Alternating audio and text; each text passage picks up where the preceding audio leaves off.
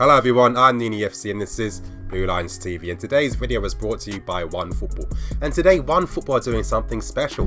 From the 28th of August to the beginning of October, OneFootball are offering a UEFA Champions League experience for you and 2 of your friends. This includes flights, accommodation and match tickets to a group game of your choice. This offer is only available to subscribers from the UK, Spain, Italy, Germany and France. To have a chance of entering in this UEFA Champions League experience, you need to do 3 things. 1.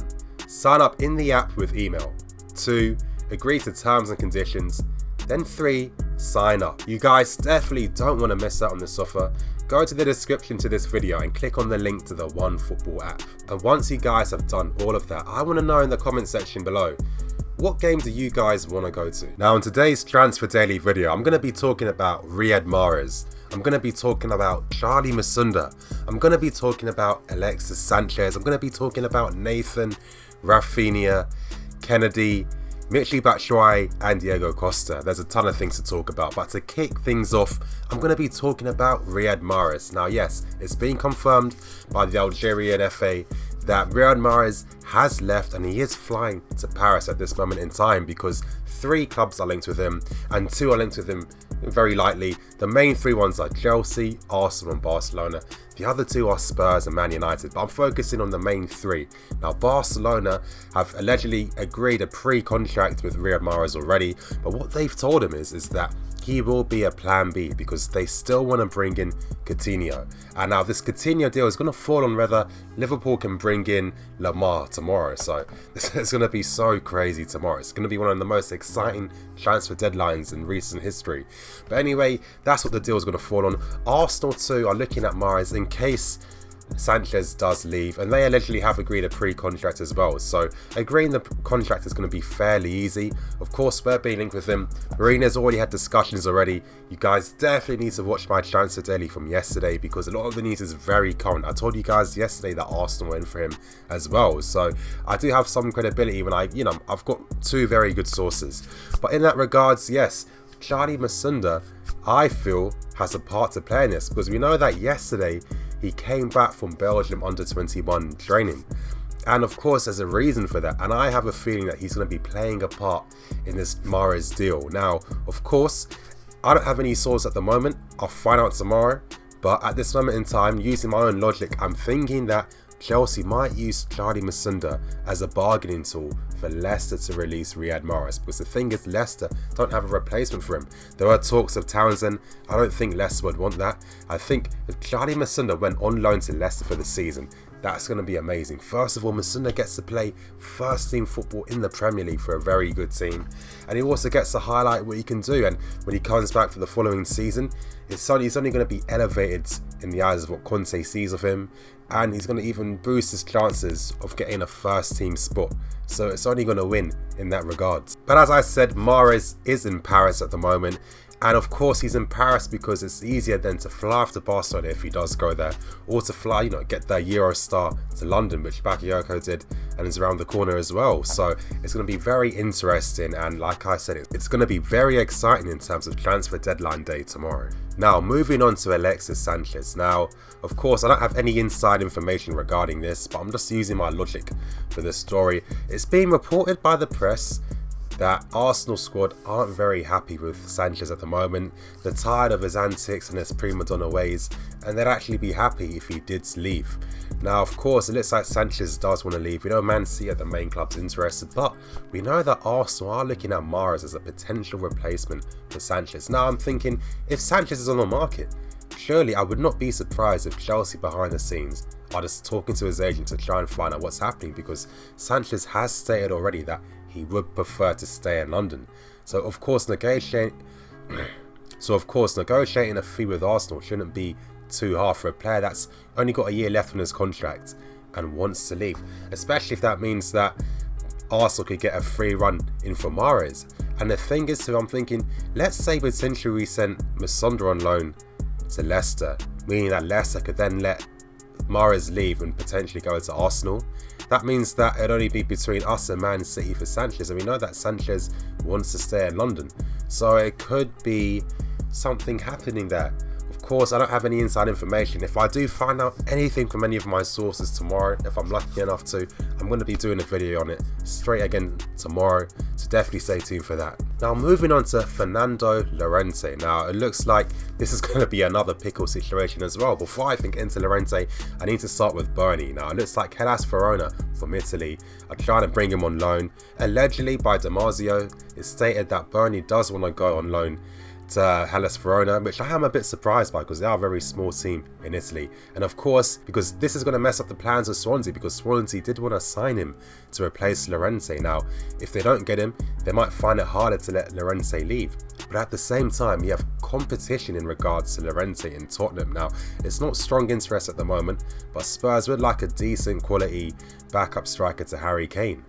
Now, of course, Llorente does have previous history with Conte. I think that's always going to be the bonus, especially with the Spanish contingency at the club. It'd be very easy for him to settle in and acclimatise to the club. I think out of all those clubs, Llorente would decide to come to Chelsea, and I think he might force through a move if he has to, because again, this will be like his final hurrah in terms of actually trying to win something in his career before, you know, he's getting close to retirement now. So I am expecting Llorente to sign for us tomorrow, and I think that's still going to go through. Now moving on to Rafinha. Now earlier today we did try and go in for Rafinha. Allegedly we offered a 3-year contract, which seems a bit crazy, but it really signifies a really desperate raise so far in the transfer window. In the latter stages, of course, because of course when you're 30 years old you only get a 1-year contract, so the fact that Chelsea would have given him a 3-year contract shows you how much they want someone.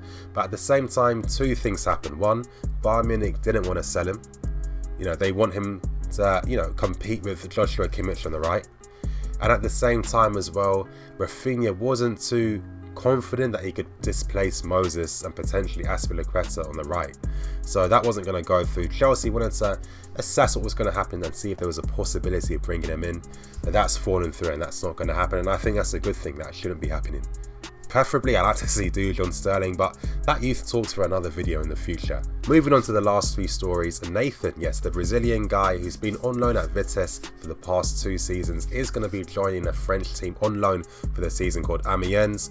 And AMIENS, they've been doing a lot of, they've been doing bits in the transfer window near the end.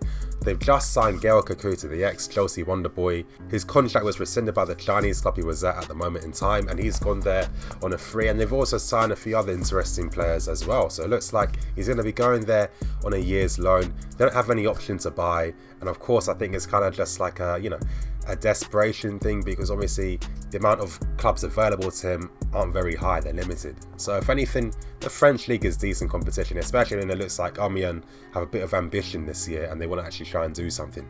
Now, moving on to Michy Batshuayi, and it looks like Everton are trying to find out the availability of him to bring him on loan because they need a striker. And of course, I think this could potentially happen. Hazard in an earlier press conference has stated that, of course, he's good friends with Batshuayi, but he feels that game time's the most important thing, and Michy should definitely try and strive and look for consistent game time instead of being on the bench or potentially competing with Llorente and Morata. And Hazard did say Llorente, so it goes to show you that it looks like he's definitely going to be becoming a Chelsea player by tomorrow. And I think that's the best thing to, obviously Hazard was talking about how, Michy that's played for a full season, it's going to be beneficial to their national team because of course it's the World Cup in the summer next year. So if anything, if Llorente does come, I think it's best for Michy to get a loan move away, and that's going to help him improve as a player, and then we can reassess him when he comes back for next year. And moving on to the last story of the day, and of course it's Mr. Diego Costa. Now, some of these reports are conflicting a tiny bit, but I think I've managed to really find out what's been happening. So it looks like a fee of 40 million euros plus another 11 million euros in add-ons has been reached with Atletico Madrid. Chelsea originally wanted 75 million euros, which they then moved to 60 million euros, and it looks like Atletico have reached a fee near to what Chelsea want. Of course, the add-ons could fluctuate and it could be worth a lot more in the future, and it looks like Diego Costa will be rejoining Atletico Madrid, but there's some more complications because of course he's been away from the club and he's been accumulating a lot of fines. Now, this is the potential thing that could really delay the transfer, and if anything, there's a possibility that it might not be finalised by tomorrow and that negotiations might continue throughout the season until the January transfer window comes up. And that's because Diego Costa, the fines he's accumulated, of course, that's going to affect his settlement fee with Chelsea. Obviously, when you leave, players tend to get a lump sum by clubs. And now, of course, lawyers have to come in and try and negotiate what's best for their client, and then Chelsea are bringing their lawyers in to find out what's best for them. And that's going to take time. Whenever lawyers are involved, it just makes things longer. So potentially he might not leave tomorrow, but it will be finalised. They'll probably agree it in the next few weeks after, and then, you know, he'll be joining Atletico in January. But at the same time, his options are to train at Chelsea, or looks like the main realistic one is he'll just go to Atletico Madrid and train with them for the first few months before he actually signs for them, which I think makes the most sense because he's got no time to go to a loan club like an Everton or Besiktas or any club like that. But anyway, you guys, thank you for watching today's Transfer Daily video. There's a ton of things to talk about. It's actually been so crazy for this episode.